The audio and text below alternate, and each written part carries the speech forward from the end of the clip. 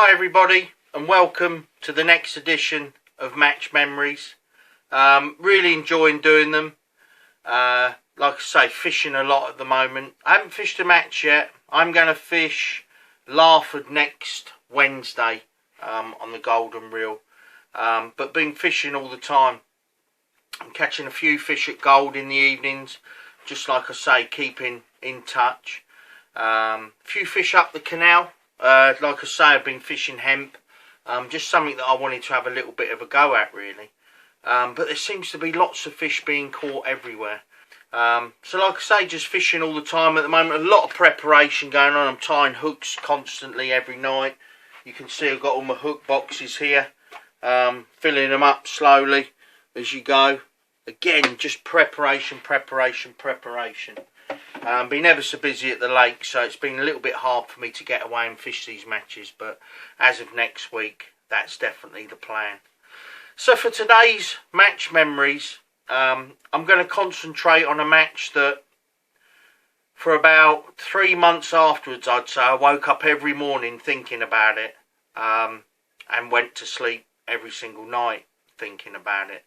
A couple of things happened where it sort of affected me a little bit.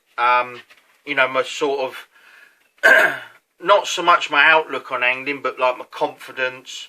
And you know, like if that happens, you know, you've got to go fishing, put it right. I've always been a very, very confident angler. But when I talk about this, it's not so much the confidence in the fishing.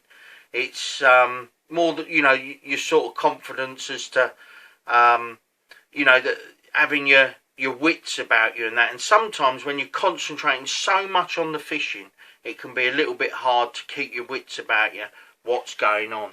And this particular match, it wasn't really that, but I ended up sort of questioning myself. And it wasn't till, I say, a good few weeks later that I just sort of relaxed and forgot about it. But the match that I want to talk about is the 2016 World Championships in Plovdiv in Bulgaria. Now it's their national rowing course. It's a venue that I had fished before back in the early 2000s in the European Championships. But the stock of the venue did change on a regular basis. When we were back there, I think it was 2003, 2000, around then. It was full of small carasio. You could catch loads of fish. I actually finished 4th in the European Championships there.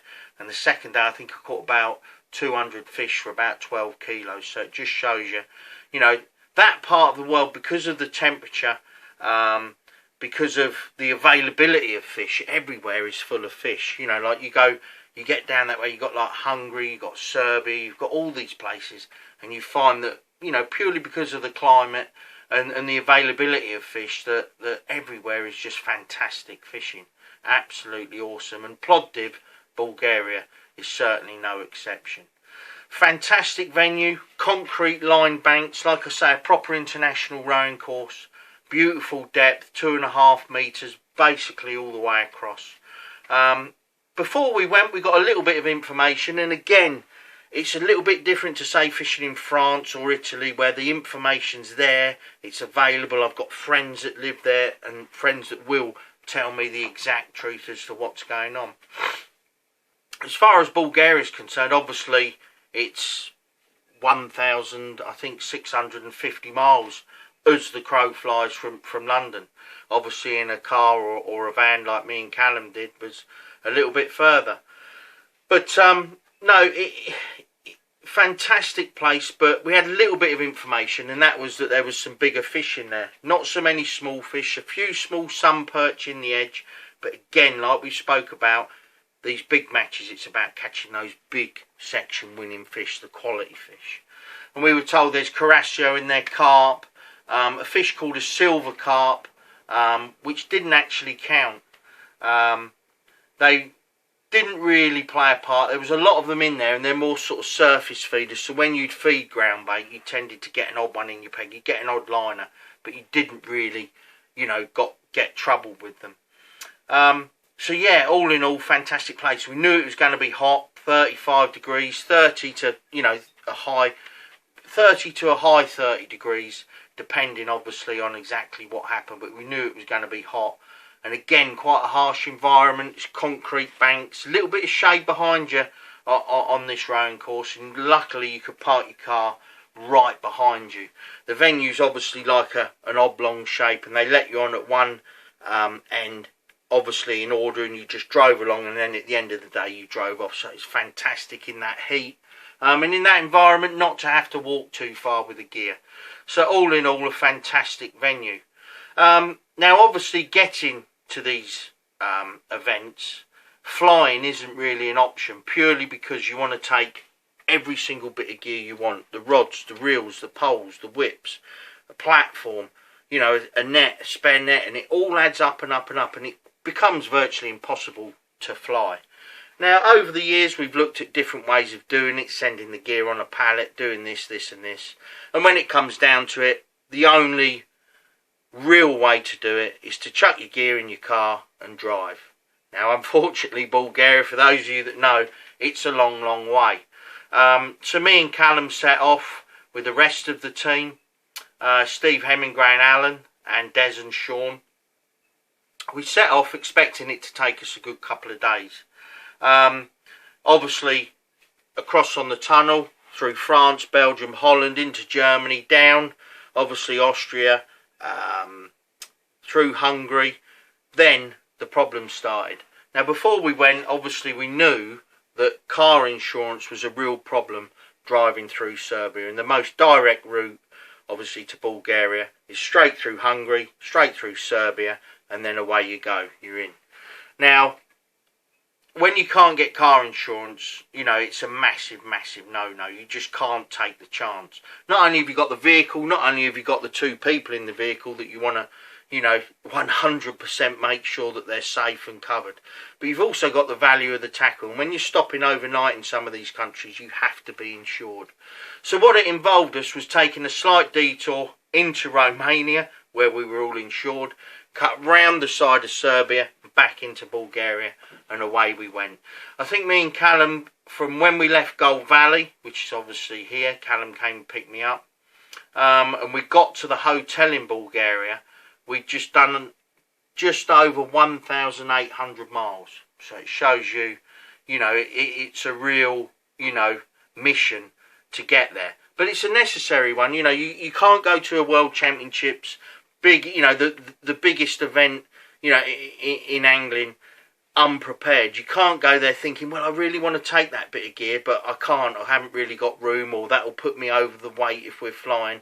There's no room for things like this. You need to fill the van up and go. Also, there's little things like bait that we needed to take, like sticky mag and various bits of bait. We took a lot of sweet corn as well. And basically, you know, we just went out there prepared. We took our time getting there. Remember, we stayed in a hotel in Romania. Fantastic people, lovely food, and beautiful weather. You know, and the roads weren't fantastic, if I'm utmost honest. But yeah, we took our time. We all got there safe, and you know, we were prepared for, you know, obviously a hot week, but also some very good fishing, fingers crossed. Again, because it's a rowing course, it's not massive, we couldn't actually practice it. I think we actually arrived there on the Thursday evening, having set off Wednesday morning, very early. So it gave us time to have a little look around. Again, acclimatisation, you've got to have a look at the venue. You don't have to have your gear there to think, right, well, the bank's like this, I'm going to set up like this, I'm going to put my roost there, you know, my tray there, I'm going to put my gear this side. You can get like a mental picture of how you're going to go about it, and it really does help as far as setting up. And like I've always spoke, time on the bank to plumb up, etc, etc, etc. Now, we got a little bit of information, and we obviously, the small fish in the edge was something, long pole was something we had to look at, and then slider and waggler for obviously out into the lake. Now, I'm a massive fan of fishing to your strengths, and this, for me and Callum, was no different. We'd obviously practiced before we'd gone to Bulgaria. Callum came here with firing out ground bait, and we both decided that we would target this venue to begin with at 40 metres. We had slider rods made up, 13-foot rods, £8 hyper sensor, 12+3, the Darwin Perfect sliders. Everything was set up, ready to go. The rods were ready. Didn't want to get out there and have to set all my rods up. Everything was ready. I think I had 8 slider rods and 6 14-foot fixed waggler rods. Slightly longer rod with the fixed, again, because you're going to fish 2.5 metres. You want to be able to cast. Obviously, with a slider, it's not set at depth. It's back against the bulk, and you can fish a shorter rod. I had a few things in mind before I went. Obviously, we've been told it's carp, Carasio. Now, I've been in a privileged position where I've fished Spain, Portugal, Hungary. I've fished these places a lot. And the one thing I know when it's warm and you're fishing for these big fish is you have to be positive. You have to attack. You have to feed lots of bait. And I went with the opinion of I'm going to put in 6 to 7 litres of ground bait, which is the equivalent of about 40-45 balls. On the Monday, this is, bearing in mind, no practice. I'm going to fish 40 metres, and all in practice back in England at Gold. Me and Cal have been to South Cerney and practiced. We obviously everything clipped up, 48 metres. You come back to your 40 metre mark on your line. Your float pops up. You've got a plumbing rod as well, and you feed into that. And not only are you fishing, casting there, but you're feeding, like I've just said, and feeding very accurately at that distance is a massive, massive advantage. Now, a lot of people, when I say that, say, oh yeah, you know, like, because you want to fish on your bait. Yes, that's one reason for being, you know, very, very accurate at that distance. But also, as a lot of you know, carp and Carasio, they tend to hang off the back of your feet. So you want to be accurate, so you know, one, yes, you're fishing on your bait, but if you leave your float slightly further out, 2, you're fishing off your bait. And this is how we did catch a few fish in the end. So again, practice before you go, and preparation, like I always say, utmost importance. You have to do it for these big matches. And that's why quite often, you know, before a World or a European, the real big ones, you know, I don't fish for a couple of weeks. I'm literally just locked in my tackle room, tying hooks, making rods up, rigs, redoing my elastics, just preparation. Because that feeling inside when you're 100% prepared, you know, you only need a little bit of luck and get on the right tactics, and you're going to take a lot of beating. And that's nearly what happened in Bulgaria. The Monday comes along, put in a lot of bait, 3 tins of corn at the start, some casters, chop worm, you know, really hit it hard. You know, the bait was going in well, using Drennan catapults, an inch of elastic cut off the heavy one, making a ball of ground bait as big as you can with one hand. And me and Callum went to extraordinary lengths, even weighing the balls of ground bait, making sure, not obviously on the match, but before we went, Callum came and stayed a few days, and we're making balls of ground bait and we're weighing them, and, you know, making sure that you can make them exactly the same size within, you know, a few grams of each other. Obviously, you know, the angle you hold the catapult at, the far bank marker, everything. And we were both, in my opinion, you know, very finely tuned at this. And I think it showed on the Monday because, you know, we both caught really well. I think I won the session, caught about 8 or 9 kilos of carp. And it became, it's one of those that, and it's fantastic when you go to a venue that's, you know, completely new. And like I say, I'd fished a lot in these hot countries, and I knew that bait was a massive thing. You know, you have to put a lot of bait, and you have to feed. Even if you're not going to catch loads of fish, you stop feeding and the fish go.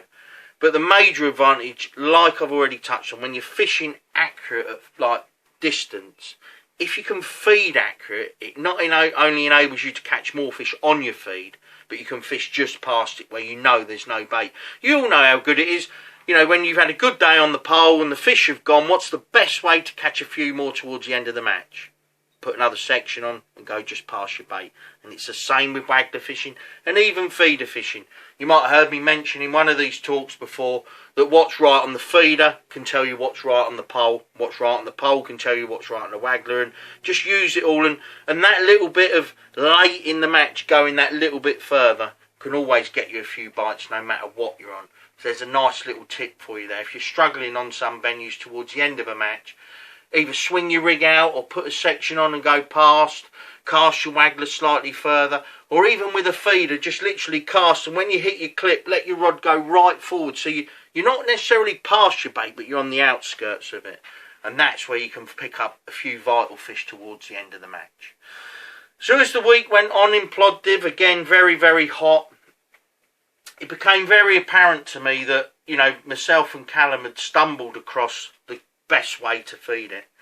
Now, some of the other teams were catching Carasio short, about 25-30 metres, feeding soil with worms, but one thing we noticed was the further you tended to fish, the more carp you caught, and they were big, like I say, section winning fish, and that's what you want. Come the Thursday, most of the lads had switched to feeding a big amount of bait, 2, 3, 4 tins of corn, dead maggots, this and this, and 100% ground bait was best.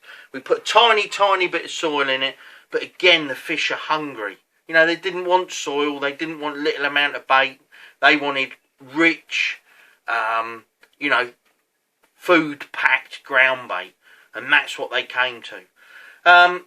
It became really 100% waggler match. To the extent of, you know, in the World Championships, we didn't even set a pole up either day. And it's something that I don't regret. I think we had the tactics absolutely dead right. And I can remember, you know, like, there was a few different ways of catching them. Obviously, you got the slider. We're fishing about a foot over depth on that. Double maggot was good. 2 maggots and 2 bloodworms. 3 maggots for carp was really good if you got some little liners and you thought, hang on a minute, there's a big fish. Worms was sometimes good, but it was really maggots. But it's so obvious that these fish came to a bed of high food value ground bait, and obviously particles in the ground bait. So the Saturday comes along, and again, you know, confidence is high. It's a venue that immediately, you know, like I thought, you know, not only does it suit, you know, the likes of me, Callum, Des, and the rest of the team, but, you know, we've got a very, very good chance here of winning as a team. We'd all caught a few in practice, like I say, confidence was high, and I remember getting to my peg, I think I was in A, because I definitely had an N peg in my section, and again, you're sort of thinking to yourself, well, N peg, you know, that's going to be really, really good. Now, there was 2 or 3 ways of catching them, and although it, you know, for us, we put a couple of whips up, and then I think I had like 5 or 6 slider rods and 3 or 4 fixed waggler rods. And basically, you had 3 ways of catching these carp and Carasio on this waggler line. You can imagine feeding at 40 metres. You've got your slider rig, just conventional, foot of line on the bottom. Now, obviously, early on, you know, the 2 ways of catching them on the slider are either on your bait or on the outskirts of your bait just past. And the way I did this was quite simple.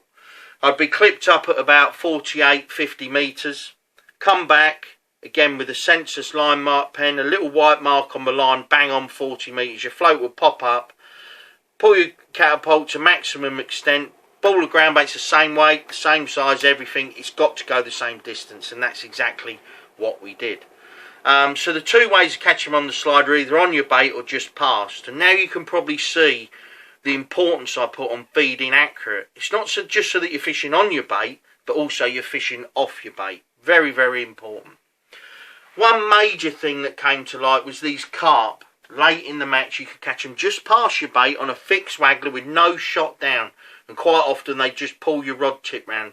You're not fishing for loads of fish, but in practice, 3 or 4 times myself and Callum, it was a change from the slider to the fixed waggler, cast it out, and immediately you get that, you know, that impact of doing something different. You know, you had a little bit of a quiet spell, you go on that, and bang, you've caught a 3-4 pound carp, which again, can make the difference.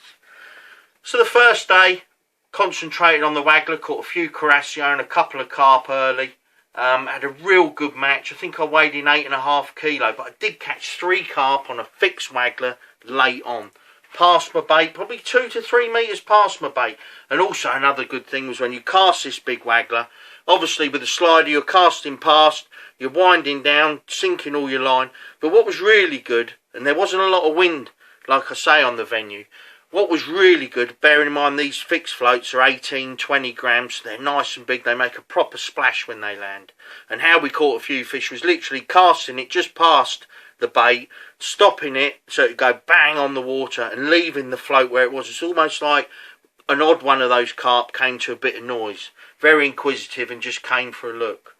So after the first day, I've won my section. I've got the results written down here just so that I get them right. I don't want to upset anyone by getting the results wrong. Callum was fourth, fished a brilliant match again. I was first, Des was second, awesome as ever.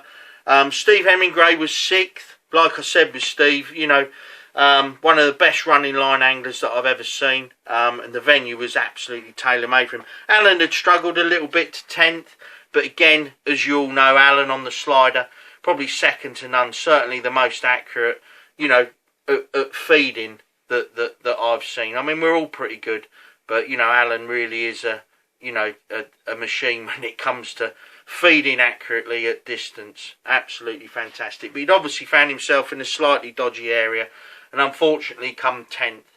For the second day, Sean came in. Sean didn't make the team the first day, but again, you know, that's no disgrace.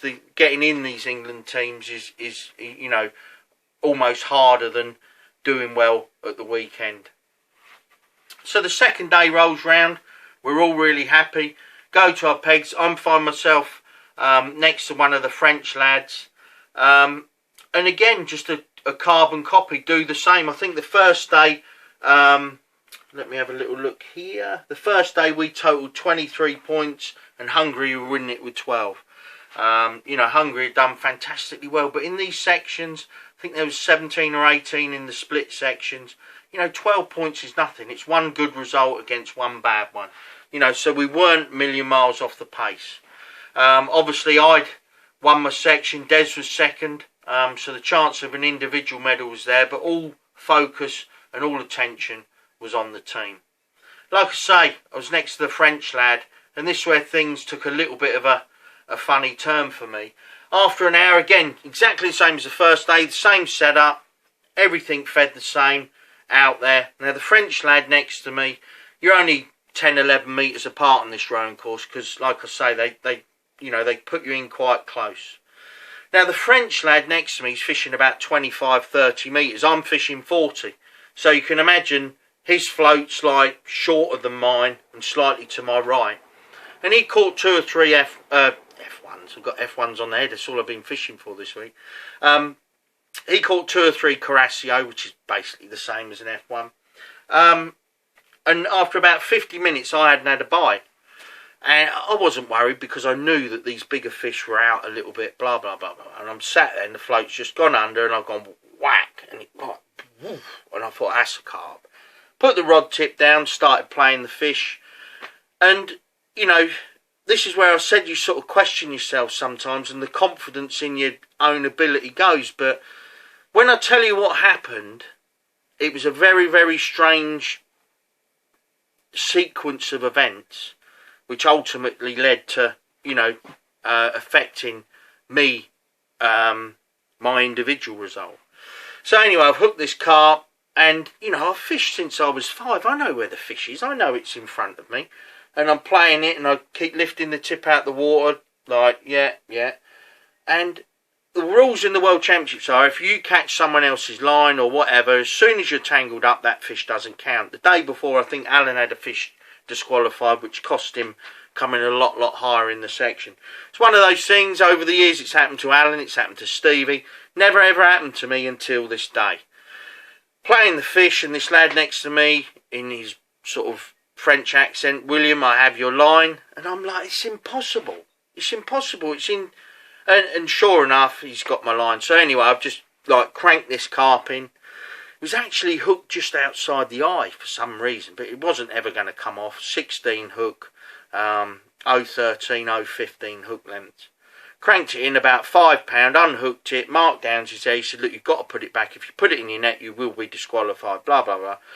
So I've untangled the Frenchman's line, put my carp back, and this is where it all gets a little bit, you know, what if, maybe, don't know, haven't got a clue what's gone on here. So bearing in mind I've hooked this carp, I've hooked the French guy's line apparently, he's let his bail arm off, I've untangled his line, I've put the carp back, he's gone to reel in, he's got a fish on. I'm like, did he hook my line or did I hook his line? Because I am convinced my carp was in my peg in front of me. I wasn't looking to see if he had a fish on. I don't know if he's hooked one and it's gone to his left and tangled my line. But it's all by the by. He ended up beating me by 200 grams, but I did put a £5 carp back. Luckily, the next cast, I did catch a £6 carp, which got me right up there. A very good friend of mine, Adam Nimniak from Poland, ended up winning the section, showing what a class act he is. Unfortunately for me, that put me into 3rd in the section and 5th overall. If the carp had counted, I would have been world champion again. Very, very disappointing. You know, and again, it was, I think it's the one thing in angling that, you know, normally I'm quite robust where those sort of things are concerned. Yeah, I just shrug them off, it doesn't matter. But I can remember, you know, like for a few weeks, go to bed and the last thing you can think of is that fish was in my peg. I wonder if his fish is, and then you wake up in the morning and you go, sure that, you know, but in the end it all fizzles out. The team, luckily, we managed to scrape a bronze medal. Brilliant result. Like I say, I was 3rd. I think Des was, again, I've got the results down here. I know how most of the team did. Des was 4th. I was 3rd. Callum, fishing an absolute blinding match, took his section apart. Again, catching on the fixed waggler late. I remember him saying. Steve Hemingway, again, like I say, drew down in his section, absolutely blitzed his sections to 2 sections. Unfortunately, Sean had struggled. I think he was about 14th in the section. Hungary cruised to a team win. I think it was the Czechs that were 2nd, and we actually managed to scrape a bronze medal. And I can remember coming away from it thinking, wow, what a venue. You know, the people that have fed it right, fished it right, no matter where they've sat all week long and at the weekend, have caught a load of fish. And all credit to the Hungarians. You know, these venues that come along every now and then that are dead straight, the same depth and seem very, very fair. You know, the teams that win, you've got to take your hat off to them. Credit where credit's due. And they did fantastically well. Obviously, coming home, it was a long drive. It took me and Callum 3 days after a week of, you know, the heat, the fishing. You know, you're on a downer. Not so much a downer, but, you know, like you're on the come down from after the event. Obviously, I was personally disappointed. Although we say it's a team thing and individual things don't matter, when you're that close and you don't get that many opportunities, I could only just think, you know, if I hadn't have won it in the past, you know, how would I feel? You know, I think I'd be even more gutted and probably still be on my mind to this day. But like I say, had to put the fish back. Rules are rules, you know, and I am a stickler for rules. I hate any rule bending or anything like that. So, you know, it's of utmost importance. I think Des actually lost the fish as well. I remember him saying, and that would have got him, I think, either 1st or 2nd individually. But again, fantastic match, lessons learned. And also, you know, I think that what I want to finish on is, and I know I've already touched on it with the preparation, but, you know, time spent preparing, you know, is almost better than going out and just fishing. You know, when you're in these high pressure environments, whether it's qualifiers, whether it's Whiteacres, whether it's, you know, whatever festival, Stafford Moor, doesn't matter, or Irish festivals, world pairs, or if you're lucky enough to represent your country, any world events, preparation is a must. It is an absolute must. You know, I've fished at the top now for, you know, a good 28, 30 years, and it's something that I learned from the very best. People like Stevie, people like Bob Mudd. Bob was the first one really with the, you know, that took preparation to the next level. So like I say, always spend time, get prepared. You can see behind me now with all my hook wallets and hook boxes and everything that the evenings are spent just tying hooks and getting ready for these big events. I can't wait. So anyway, if any of you are out in the following week or two, very, very good luck. Everywhere's fishing well. I hear it's going to be really, really hot this weekend. So if any of you are on matches, like I say, a little bit of dobbing with either meat or little white wafters. I've been actually using darker wafters. I found that, you know, I've fished here quite a few times, and dobbing something that I've really sort of experimented with. And the dark krill wafters from Advantage Baits, they're like a dark ruby red. I don't know if I've got any. Oh yeah, got some here. You can see they're a real dark ruby red. And it's something I learned from one of my friends who's a carp angler. You know, when they fish these zig rigs up in the water, he says that a dark coloured bait is better than a light coloured bait. You know, it just stands out in the light. And, you know, these dark coloured little barrel baits for dobbing definitely catch some fish. So there's a little tip for you.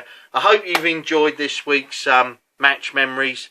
I enjoy going over them so much. But until next time, tight lines and good luck. Bye bye.